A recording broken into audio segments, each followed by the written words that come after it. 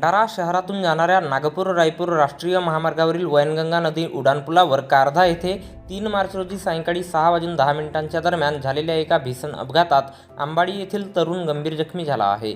मयूर उत्तम सेंडे वय 30 वर्षे राहणार आंबाडी हे आपल्या MH36T 6941 क्रमांकाच्या दुचाकीने भंडाऱ्याहून आंबाडीकडे जात असताना पुलावर अचानक त्यांच्या दुचाकीवरील नियंत्रण सुटल्याने गाडी जोरात डिवायडरला जाऊन धडकली। या अपघातात मयूर यांच्या चेहऱ्याला गंभीर दुखापत झाल्याने ते रक्ताच्या थारोड्यात पडले होते।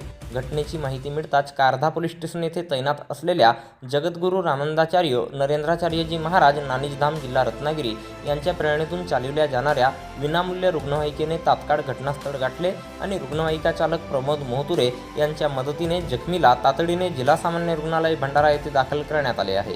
वेळीच उपचार मिळाल्यामुळे तरुणाचे प्राण वाचविण्यात यश आले असून सध्या त्यांच्यावर उपचार सुरू आहेत।